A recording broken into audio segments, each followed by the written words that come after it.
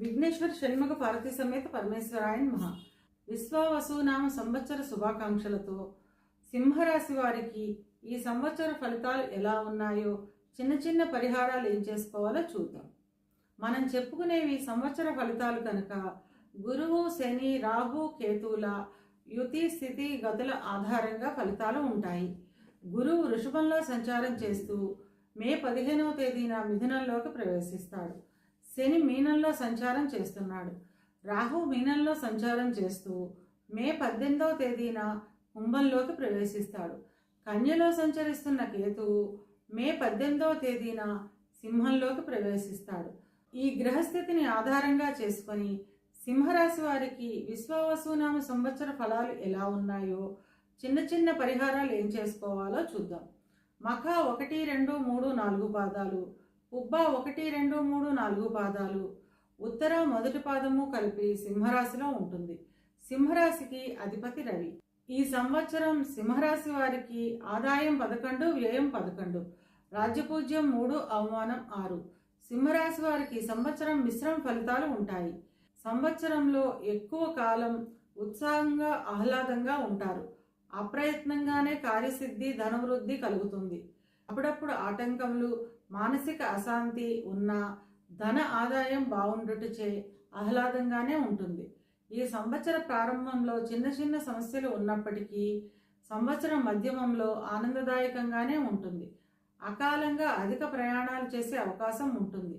నమ్మిన వారి వల్లే మోసపోయే అవకాశం ఉన్నందున ఎవరిపైన ఎక్కువ నమ్మకం ఉంచకపోవడం, గుడ్డిగా నమ్మకపోవడం వంటిది మంచిది.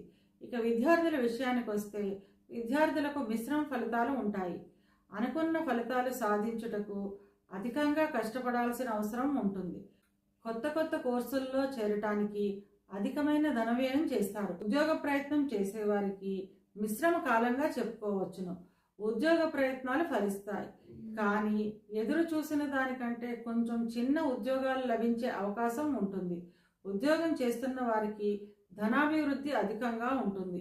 బదిలీలు లేదా పదోన్నతులు గురించి ప్రయత్నించే వారికి కష్టం మీద విజయాలు సాధిస్తారు.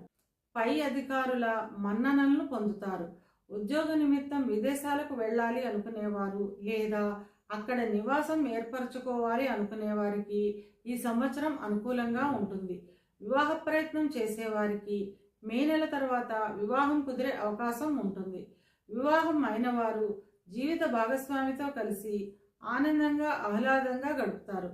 మీ జీవిత భాగస్వామికి ఎప్పటి నుంచో ఉన్న చిక్కులు, చికాకులు, సమస్యలు తగ్గుముఖం పడతాయి. సంతానానికి సంబంధించిన ఉన్నతి ఉంటుంది. సంతానానికి ఉద్యోగం దొరకడం లేదా వివాహం జరగడం వంటి శుభాలు ఉంటాయి. ధార్మిక కార్యక్రమాల్లో ఎక్కువ సమయాన్ని గడుపుతారు. చిన్న చిన్న అనారోగ్య సమస్యలు ఉంటాయి. మే నెల తర్వాత నిరాసక్తత, వైరాగ్యము అధికంగా ఉంటుంది. ఇవి కేవలం గోచార ఫలితాలు మాత్రమే.